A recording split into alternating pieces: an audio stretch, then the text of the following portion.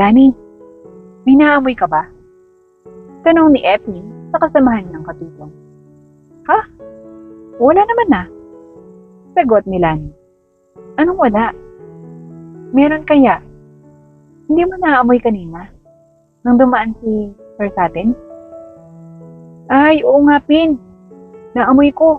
Ang baho-baho, no? Grabe talaga. Ano kaya yun? Aba, ewan ko. Pero parang amoy pawis. Pero, napakabaho talaga ng pawis ni Sir. Diyos ko naman. Kaya pala di nagkakajowa. Oo nga. Ang baho-baho. At di ba? Bagong ligo lang siya, di ba? Oo nga. Pero ba't ganun? Ang baho-baho niya pa rin. Di kaya yung naliligo ng maayos? Diyos ko. Nag-aalala talaga ako tuwing aalis niya ng mansyon si Sir. Kasi di ba, nagko-commute siya? Correct! At ang tanging masasabi ko lang, good luck sa magiging katabi niya kapag nag-commute yan. Oy! Ano na naman yung pinagchichismisan niyo dyan? Suway sa kanila ni Madonna na siyang naging dahilan upang magulat sina Lani at Epin.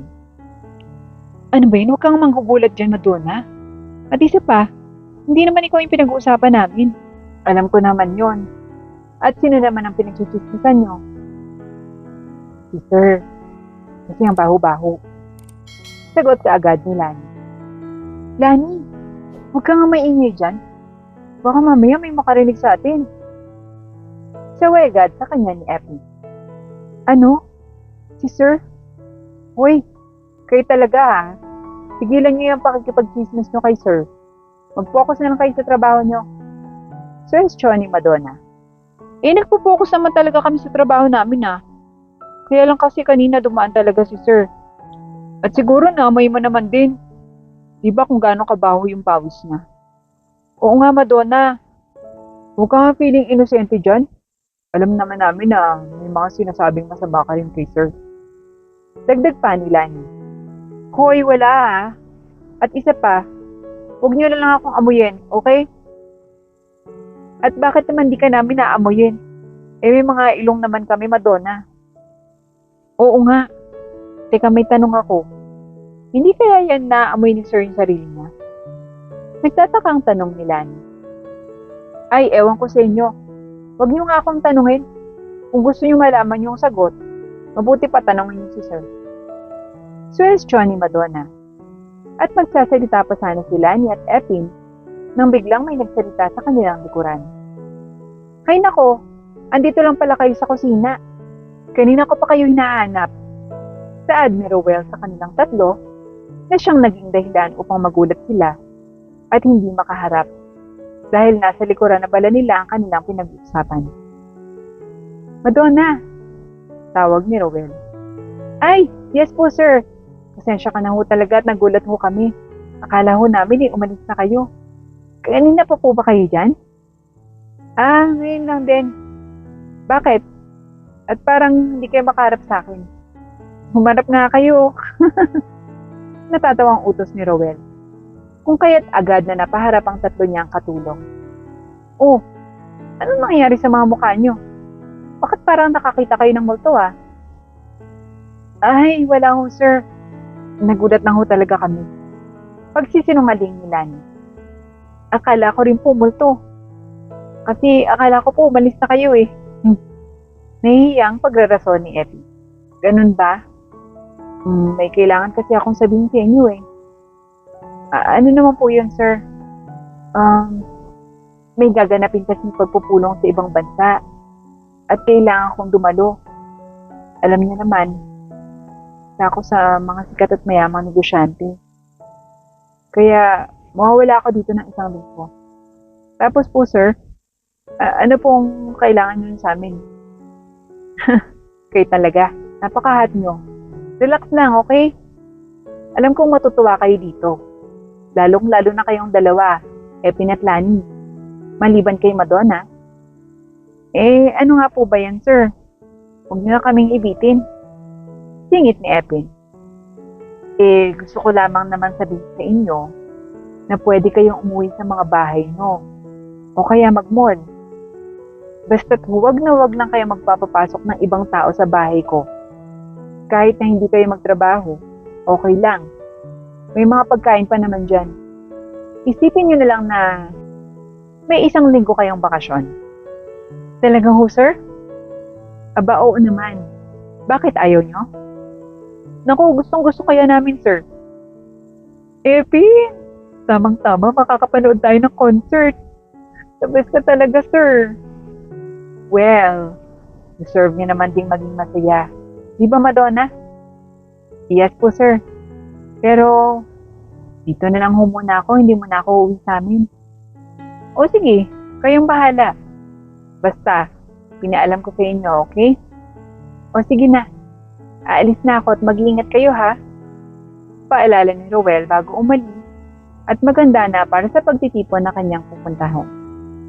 Ay naku, akala ko talaga kanina pa si Sir. Panimula ni Madonna. Oo nga, Diyos ko. Parang lalabas na yung puso ko kanina sa dibdib ko. Sobrang lakas ng pagkabog. Sang-ayon pa ni Effie. Naku, pareho naman tayo. Ako naman parang maiihi ako sa sobrang kaba kanina. Dagdag pa ni Lani. Kaya wag na kayong mag-usap ng mga ganyang Lani at Effie. Baka marinig ni Sir, patay tayo niyan. Madadamay pa ako. Aba, hoy, wag mo kaming sisihin, Madonna. Nakisali ka rin kasi marites ka. Aba, sino bang nag-umpisa ng chismis? Kami. Pero sumali ka, edi kasali ka na din. O siya, tama na nga ba ngayon yung Epin at Madonna? Ang mabuti pa, mag-enjoy na lang tayo at wala na si Sir. At di na natin yan pag-uusapan pa. Dahil hindi naman natin yan katawan. At isa pa, wala tayong karapatan dyan. Buhay at amoy yan ni Sir. Kaya hayaan na natin. True. Mabuti pa tong si Lani, mapagtanto niya rin. Kesa sa'yo, Epin, ang hina-hina ng utak mo. At least, maganda. O pero sige na nga, hindi ko na i-open yung topic mo. Mabuti naman. Huwag na lang nating pansinin, okay? Napakabait pa naman ni Sir sa atin, tapos may mga hindi magagandang salita siyang maririnig mula sa atin. Saad ni Madonna, at agad din naman silang nagkaintindihan. At agad nang bumalik sa kani-kanilang mga trabaho. Habang si Roel naman ay paalis na. Nag-commute siya patungo sa barko na kanyang sasakyan kung kaya't pawis na siya. Mr. Villa, asa na ho kayo? Kanina pa kayo hinihintay dito sa taas ng barko. Tawag sa kanya ng isa sa mga host sa naturang pagpupulong. Paakyat pa lang ako, saang floor ba? Nasa rooftop po, sir. Sige po, salamat. Akala po namin mahuhuli kayo. Ikaw pa naman ang pinaka-importanting bisita dito. O sige, parating na ako. Saad ni Roel at agad na umakyat siya sa barko. Habang paakyat naman si Roel sa barko, ay bigla niyang nadaanan ng isa sa mga in-charge ng proper hygiene. Anong amoy yun? Saad ng isang babae. Ha? Anong amoy ka dyan? May naamoy ako. At Diyos ko, ang baho-baho. Parang naliligo ng pawis na sobrang baho tulad ng mga basura. Ano?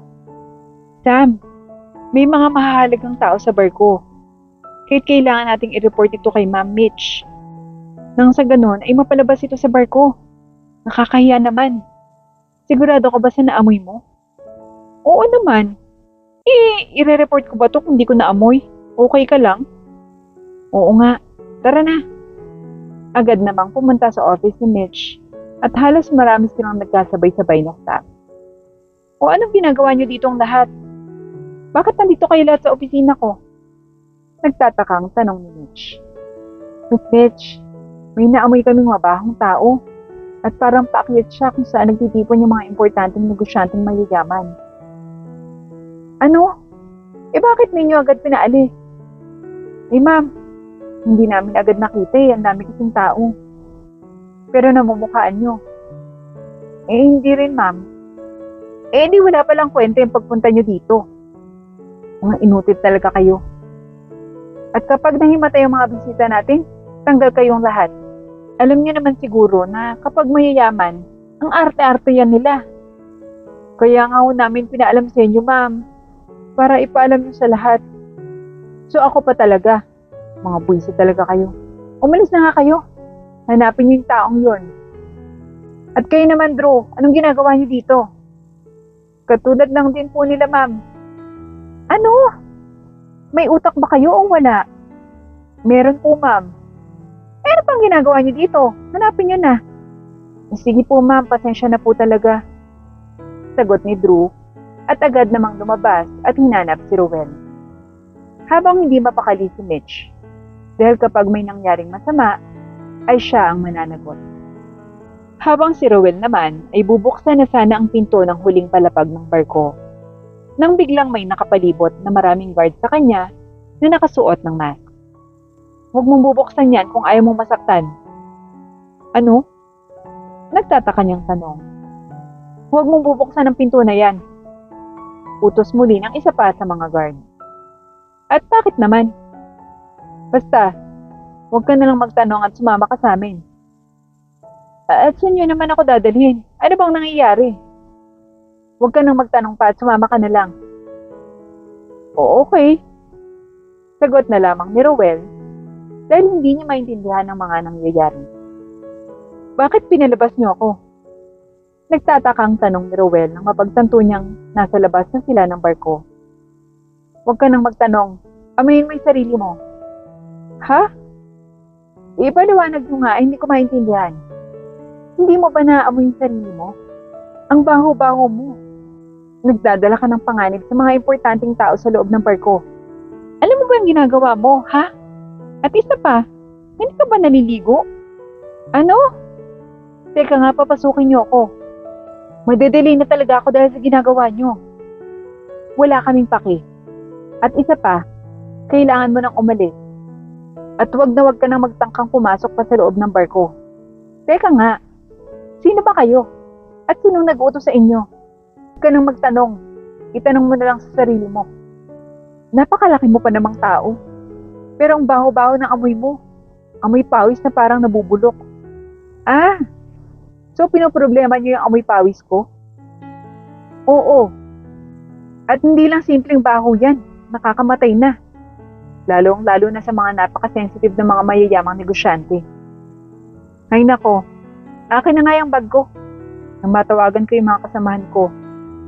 At pakisabi sa nag-utos sa inyo na kailangan ko siyang makausap.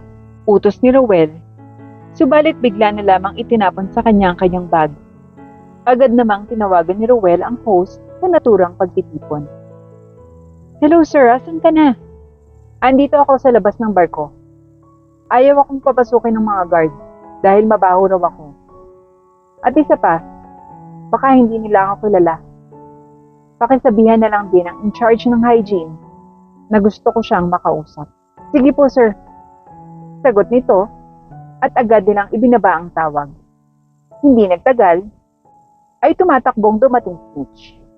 Mr. Rowell, I'm so sorry sa nagawa ng staff ko. Patawarin niyo po ako. Okay lang naman. Naiintindihan kita, Miss Mitch. Pero sana naman, ay itinanong mo muna kung sino ang pinapalabas nila. Nilate na kami sa pagpupulong namin. Kaya't ika-cancel na lamang namin yung pag-rent sa barko niyo. Oo, pwede niyo naman pong ituloy pa, di ba? Sorry, Miss Mitch. Pero napakalaking insulto ang ginawa ng mga tauhan mo sa akin. Alam mo naman na may sakit ako. So expected na talaga na ganito ang amoy ko. Pero inutusan mo pa rin ang mga tauhan mo. Na may posibilidad na ako naman ang tinutukoy nila. Dahil ako lang ang bukod tangi sa lahat. Kaya I am so sorry. Mabuti na lang at hindi ako nakapirma sa kontrata. Kaya ipa-cancel na lang. Saad ni Rowell at agad nang umalis. Habang si Mitch ay naiwang napahiya. Miss Mitch, sino pala yun? Tanong ni Sam. Diyos ko, Sam. Siya yung pinakamayamang negosyante. Palpak na naman ako. Patay ako nito kay boss. Ala, ganun ba? Pasensya ka na talaga, ma'am. Hindi po namin sinasadya. May sakit po pala na ganun. Kaya pala, hindi ordinaryong baho yung pawis. Sakit na pala. Saad ni Sam.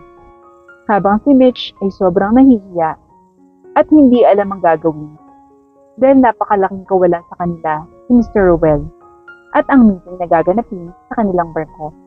Laho ang lahat dahil sa hindi siya nag-isip ng tamang desisyon.